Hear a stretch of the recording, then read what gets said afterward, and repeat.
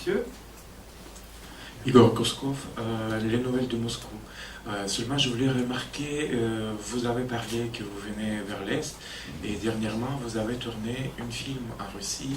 Si vous pouvez parler de ce projet sur Rasputin, apparemment c'est vous qui avez incité le projet, et comment ça s'est passé, parce que le tournage était dans des langues différentes.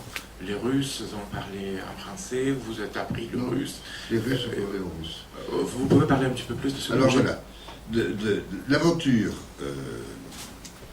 à Moscou, d'abord j'ai été très ami avec Nikolai de Gosfilm Fond, là où il y a toutes les mémoires, tous les films.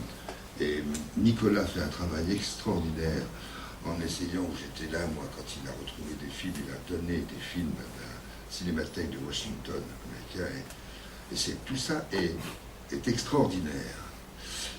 J'ai eu le privilège de parler, de rencontrer le Premier ministre de l'époque, qui était Vladimir Poutine, à qui j'ai demandé simplement, voilà, je voudrais faire... L'homme de la Cinémathèque de Gosfilm Fond m'a donné le premier Rasputin en 1917, un muet. Vous voyez Rasputin? Extraordinaire. Extraordinaire. Une espèce de bête. Et donc, là c'est pareil, il faut être patient, il faut écouter, il faut trouver surtout trouver ce qui va toucher.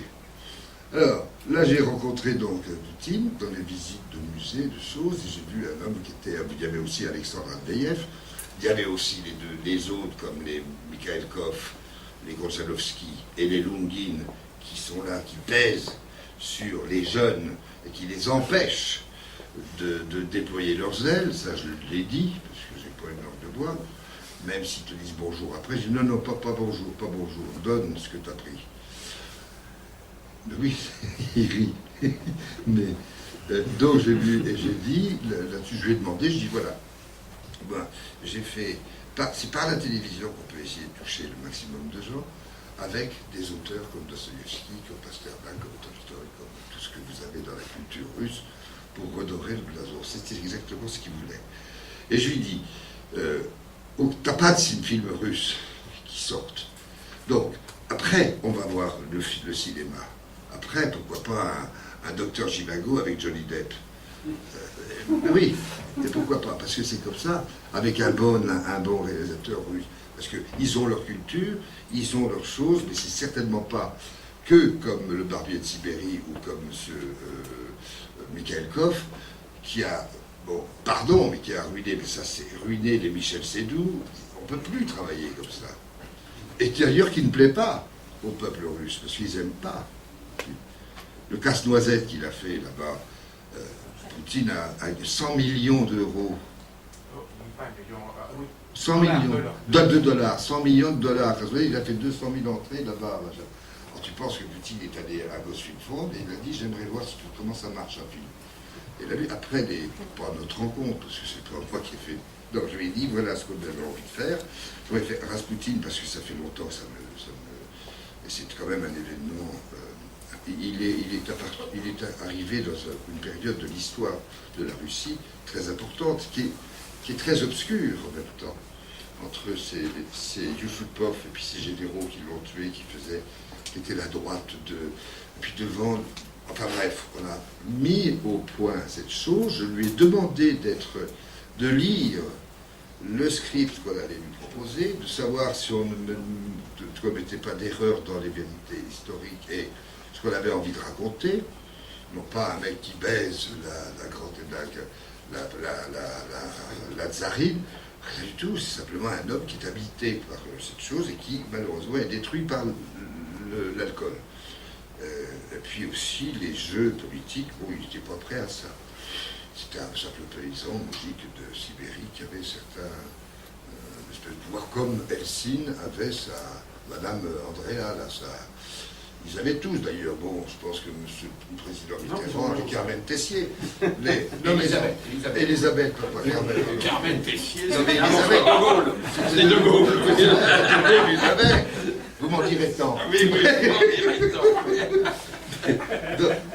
Non, mais ça m'a vraiment intéressé de voir que cet homme voulait restaurer, comme il a restauré Saint-Pétersbourg, essayer de retrouver je me suis dit, maintenant, demande à un gamin qui a écrit les frères Karamazov. Ils vont me dire, c'est Vysotsky. On dit, oui, Vysotsky. Ils ne savent pas qui est Dostoïevski. Même dans tes écoles, bien, ils ne savent pas. Ils ne savent plus qui est Dostoïevski. Ils ne savent plus qui est Dostoïevski. Ils ne savent plus. Ils ne savent plus si. Vysotsky, ça. Mais ils ne savent plus. Donc, le meilleur moyen, c'est la télévision, comme on a fait au cours de Monte Cristo, la Chine, des choses, avec une distribution internationale. Été russe, et ensuite aussi une école des jeunes réalisateurs russes qui viennent. Voilà.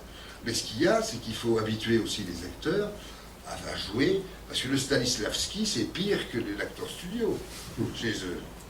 S'ils ne pleurent pas, s'ils ne font pas chier pendant 1 heure à se mettre en condition, t'as rien. Alors, il faut quand même se dire, faut que... Et là, on a fait ça, avec des acteurs russes extraordinaires. Il y en a 2-3 qui ont compris, et puis il y en a d'autres qui étaient à la traîne.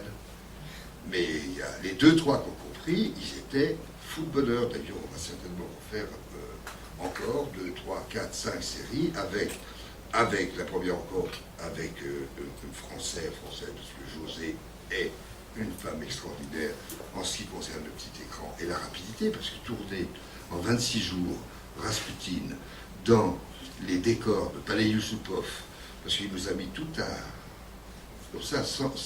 Alors, moi, je ne m'occupe que de cinéma. Le reste, la politique, les journaux, tout ce qu'on balance sur les autres, ça ne me regarde pas. Moi, je suis vraiment égoïste de tourner là-dessus et avec les acteurs de la région, mais bon, j'ai jamais vu de choses extraordinaires qui se passaient là-bas.